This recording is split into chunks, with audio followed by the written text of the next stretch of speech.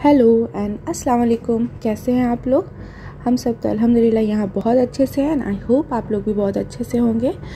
मैं ये मेरे रूम के बाहर का नज़ारा दिखा रही हूँ बिकॉज़ बहुत भयानक सैंडस्टॉर्म आया था और ईद के दिन हम कहीं जा नहीं पाए थे बिकॉज़ हम सो गए थे और फिर मन भी नहीं हो रहा था। तो ईद के दूसरे दिन हमारा ग्लोबल विलेज का प्लान बना। यहाँ पे मैं अदीवा के ड्रेसेस पैक करी हूँ। मैं जब भी बाहर जाती हूँ उसके एक्स्ट्रा ड्रेसेस, डाइपर्स, वाइप्स ये सारे कुछ लेकर ही जाती हूँ बिकॉज़ बच्ची अगर ड्रेस वगैरह गंदा वंदा हो गया तो फिर उसको चेंज करने में आराम रहता है। और यहाँ पे बैग भी पैक हो गया, उसका रेडी हो गया है। और फिर मैं चली गई थी किचन में। कल मेरा छोला बच गया था बिकॉज़ हम खा ही नहीं पाए थे। वो छोला, ऑमलेट, चाय, पराठा यही सब हमारे नाश्ते में था। अदीवा के लिए मैंने दूध बॉईल कर लिया है और ये सारा कुछ पैक कर लिया है उसके लिए बिकॉज़ वो बाहर का कुछ खाती नहीं तो कुछ ना कुछ लेकर जाना होता है बिकॉज़ वो भूखी रह जाएगी, फिर बाहर कुछ भी खाएगी नहीं वो। मैंने यहाँ पे फ्रूट्स पैक कर लिए हैं। ओट्स मैंने अभी उसके लिए बनाया था तो वो अभी खा चुकी है और जो बच गया था मैंने उसे भी पैक कर लिया है।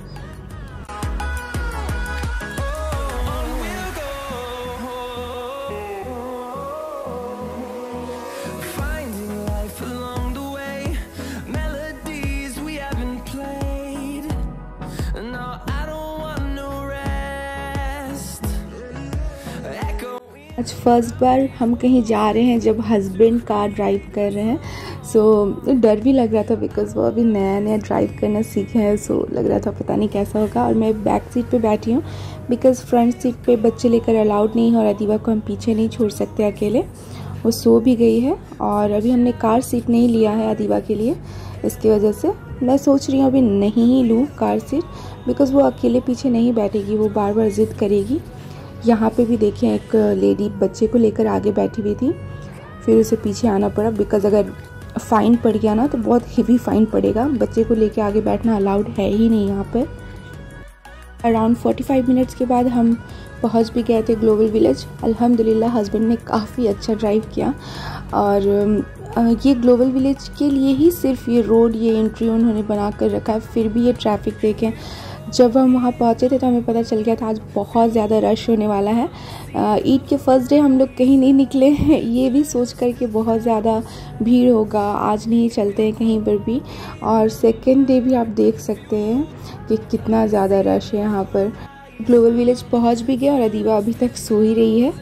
यहाँ पे एक्चुअली फैमिली और फ्रेंड्स नहीं है ना किसी के उतने, तो लोग अपनी वेकेशंस ऐसे ही स्पेंड करते हैं कहीं बाहर जाकर। हाँ ये है कि दुबई में आपको घूमने के इतने ज़्यादा जगह हैं आपके पास कि आप पूरा का पूरा छुट्टी भी स्पेंड कर दो ना फिर भी आपके पास कुछ ना कुछ रह ही जाएगा घूमने जाने को। यहाँ पे यही अच्छा चीज़ है कि बोर नहीं हो सकते हैं आप।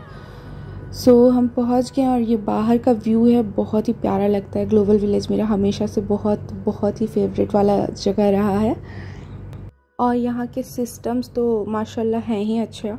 यहाँ पे हर पार्किंग वगैरह हर चीज़ को डिवाइड किया गया है, VIP section, visitor section and taxis के लिए अलग।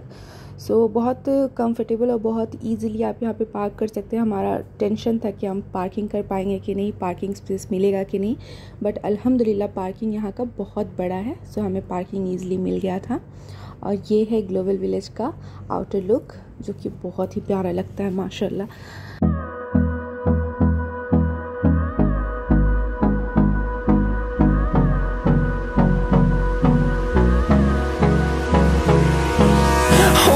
Close till I get up. Time is barely on our side. I don't wanna waste what's left. The storms we chase are leading us, and love is all. यहाँ पे husband गए थे ticket लेकर आने और वो टिकट लेकर आ भी गए हैं। यहाँ पे हम टिकट पंच करवा रहे हैं। इसके बाद बैगेज चेकिंग का अलग से रूम उन्होंने बना रखा है। आप एक तरफ से अंदर जाते हैं और दूसरी तरफ से इंटर करते हैं तो आप ग्लोबल विलेज के अंदर होते हैं। हम अंदर चले गए थे और हस्बैंड चले गए थे उस रूम में बैगेज चेकिंग के लिए।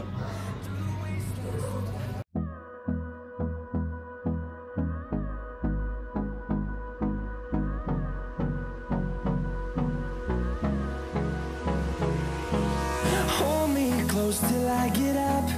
Time is barely on our side. Global village में आपको 90 कंट्रीज़ के कल्चर देखने को मिल जाएंगे और यहाँ पे 26 पवेलियंस थे इस ईयर भी, और प्रीवियस ईयर भी शायद ये 26 थे। यहाँ पे आपको कुछ कुछ देखने को मिल जाएगा, like statue of liberty, Taj Mahal, Chinese house, I don't know उसका नाम क्या है, इजिप्ट के वो सारे पिरामिड्स, ये वो एंट्री गेट पे ये सारे कुछ थोड़े थोड़े रिप्रेजेंट किए हुए हैं। यहाँ पे इंडियन कल्चर का आपको ये दिख जाएगा, जो हम वहाँ पे खाते हैं ना भेल वगैरह।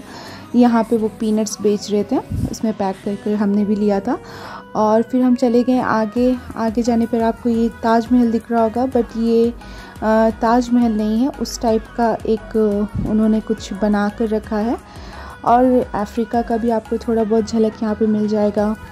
बहुत कुछ है यहाँ पे, बहुत ही अच्छा और बहुत ही बड़ा है। आप समझ ही सकते हैं 26 पवेलियंस 90 कंट्रीज़ के कल्चर को रिप्रेजेंट कर रहा है ये पूरा ग्लोबल विलेज। सो ये कितना ही प्यारा और कितना ही बड़ा होगा। यहाँ पे अदीवा को दिख गए थे बलून्स और उसे चाहिए थे बलून्स। सो उसके डैडी पूछने आए उससे कि उसे चाहिए तो, बट कौन सा चाहिए, फ्लेमिंगो चाहिए, एरोप्लेन चाहिए, क्या चाहिए। तो बता चुकी है कि मुझे फ्लेमिंगो चाहिए। अब वो वेट करी और बहुत एक्साइटेड है अपने बलून के लिए। वो जब भी यहाँ आती ना वो ऐसा ही करती है। और यहाँ के जो अंदर के प्राइसेस हैं ना, ग्लोबल विलेज अंदर जाने के बाद जो प्राइसेस हैं ना काफ़ी हाई हैं। ये सिंपल सा बलून हमें 25 दिरहम्स का पड़ा था, बट बच्चे की ज़िद की वजह से हमें लेना ही पड़ता है। सो यहाँ पे वो बहुत खुश थी।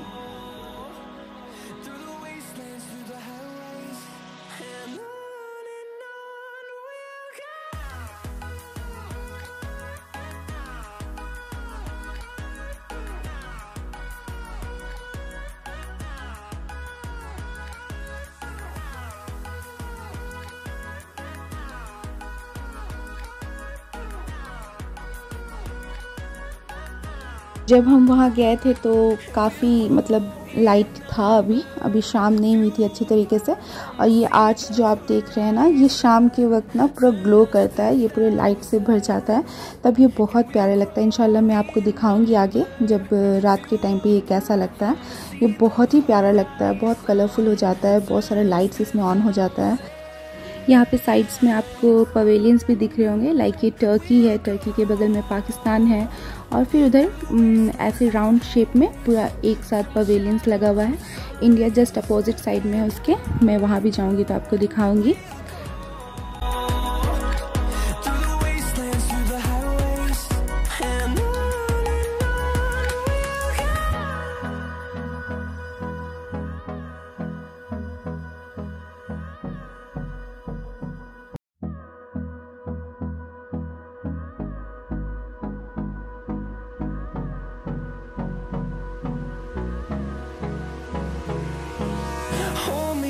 Till I get up, time is barely on our side. इस ग्लोबल विलेज में ना छोटे छोटे डिटेल्स इतने प्यारे प्यारे हैं ना, लाइक ये स्टेयर्स पे सारे टेडीज बैठे हुए थे, वहाँ पे आप जाके फ़ोटो क्लिक करवा सकते हो, उनके साथ बीच में बैठ कर के फ़ोटो क्लिक करवा सकते हो। तो ये बहुत प्यारा, ये छोटे छोटे डिटेलिंग्स यहाँ पे इतने प्यारे हैं ना कि आप अगर सबको सब जगह फ़ोटोज़ क्लिक करवाते रहे तो आपका ऐसे भी रात हो जाना है। सो यहाँ पे अदीवा के भी हमने कुछ फ़ोटोज़ वगैरह लिए थे, उसे बहुत पसंद आ रहे थे ये टेडीज़।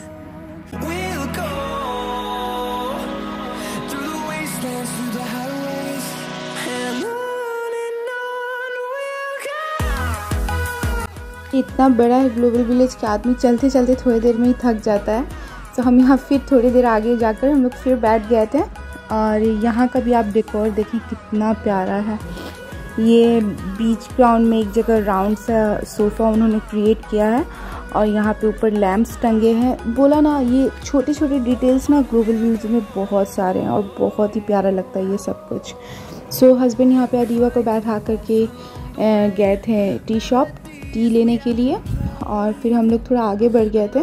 सो वहाँ पे एक डॉगी था जिसका फेस अंदर था ग्राउंड के, और अदीवा जाकर उससे बार बार पैट कर रही है, it's okay doggy, it's okay. वो सोच रही थी उसके साथ क्या हो गया ये, और वो बार बार उसे जाके इट्स ओके, इट्स ओके। हाँ, that's the tail, where is the face? In the the grass? Where is the face in the grass? यहाँ पे मैं अपना चाय एंजॉय कर रही हूँ और हस्बैंड ने भी चाय लिया है। सो यहाँ आके भी बहुत सारे ऐसे छोटे मोटे डिटेल्स वाले बहुत प्यारे प्यारे से कहते हैं ना इंस्टाग्राम के लिए बहुत अच्छे अच्छे स्पॉट्स थे। और यहाँ पे ये चीज़ देख करके तो मैं शॉक्ड ही रह गई थी, बिकॉज़ ये एक एरिया बना हुआ था जहाँ पूरे ढेर सारे टेडीज बैठे हुए थे। हम सोच भी रहे थे ये क्यों है, ये क्या है ये क्यों बना हुआ है इस टाइप से। फिर लगा शायद फ़ोटोज़ के लिए होगा या फिर उस टाइप से कुछ। बट यहाँ पे अभी प्रेयर टाइम चल रहा था, सो यहाँ पे बड़ा बड़ा लिखा हुआ था प्रेयर टाइम। सो फिर हम आगे गए और आगे जाकर हमने पता किया तो पता चला ये बच्चे लोग का एक प्रोग्राम, एक शो होगा यहाँ पे, जो कि हर हाफ एन आवर के बाद होता है शायद। सो यहाँ पे हम चले गए और देखें यहाँ का भी डिटेलिंग कितना प्यारा है। ये गेट है जो कि उन्होंने पूरा क्रेयॉन्स स्टाइल में बनाया है, क्रेयॉन्स के मॉडल्स बनाकर उस टाइप से उन्होंने पूरा रास्ता क्रिएट किया है, गेट क्रिएट किया है। सो अदीबा यहाँ पे भी बहुत एक्साइटेड थी, वो बार बार कलर्स देख रही थी, कौन सा कलर है ये, कौन सा कलर है, वो फिर बता रही है। और फिर गेट ओपन हो गया था, सो हम अंदर चले गए हैं। अंदर में कुछ प्रोग्राम होना था, हमें पता नहीं था क्या प्रोग्राम होना है। सो हम अंदर जल्दी जल्दी जा रहे हैं, सभी जा रहे हैं, सब जाकर अपना अपना स्पेस लेंगे। हम भी चले गए थे।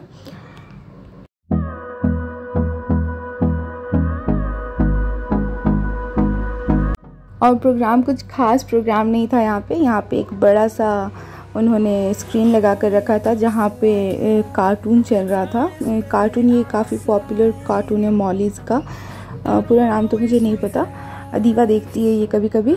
सो ये जाते जाते वो आगे चली गई और आगे जाकर देखना स्टार्ट कर दिया उन्होंने। हमें काफ़ी बोर लग रहा था, बिकॉज़ हम 10 से 15 मिनट वहाँ बैठे और लगा कि बच्चे को अगर लेकर आए, घर पे भी वो टीवी देखती है, बाहर पे भी उसे टीवी दिखाने तो नहीं लेकर आए हैं। सो हम उसे फिर लेकर जा रहे हैं।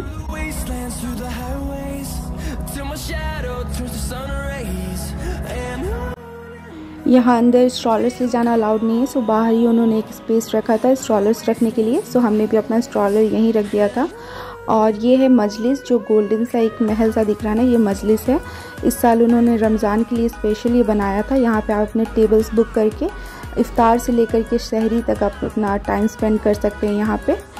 और यहाँ पे देखिए सामने बॉलीवुड शो चल रहा था जो कि हमने मिस कर दिया। ये काफ़ी दूर था, जाते जाते भी ये प्रोग्राम ख़त्म हो जाता। सो हम चले गए थे वहाँ के, चलो ठीक है नेक्स्ट प्रोग्राम हम देख लेंगे। बट यहाँ का ना कुछ टाइम हमें उतना पता नहीं है ना। सो हम चले गए और सीट वीट लेकर बैठ गए। और जब प्रोग्राम स्टार्ट हुआ तो ये बॉलीवुड शो नहीं था, वो हर टाइम अलग अलग शोज़ दिखाते हैं, शायद बॉलीवुड का कोई और सा टाइम होगा। सो यहाँ पे एक कार्टून का कोई प्रोग्राम चल रहा था।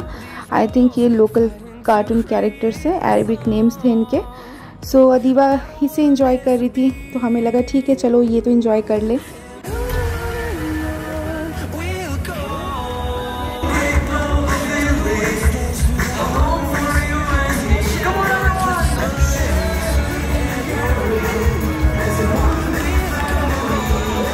अभी तक का व्लॉग तो काफ़ी बड़ा हो गया, सो मैं सोच रही हूँ कि इसे 2 पार्ट्स में डिवाइड कर दूँ। सो ये पार्ट फर्स्ट पार्ट और सेकंड पार्ट में आपके साथ फिर से शेयर करूँगी। सो आज का व्लॉग मेरा यहीं तक था। आई होप आप लोगों को पसंद आया होगा।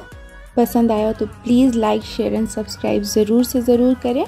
और नेक्स्ट पार्ट में मैं दिखाऊँगी आपको अंदर का पवेलियंस का, कि वो अंदर में कैसा है, क्या क्या मिल रहा है वहाँ पे। सो प्लीज़ वो पार्ट भी ज़रूर से ज़रूर देखें। सो अब के लिए bye bye, take care and अल्लाह हाफिज़।